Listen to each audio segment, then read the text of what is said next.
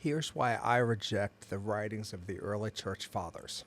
Whenever I read the Bible and I read the early church, I get a picture of the way that believers operated, the way that they fellowshiped, the way that they prayed, the way that they worshiped. Now all of a sudden, I'm supposed to say, oh, well, these people were part of the early church, so they were witnesses, and we must just completely pay attention to what they say. But then all of a sudden, there's a dramatic shift in the way that I'm interpreting the Bible.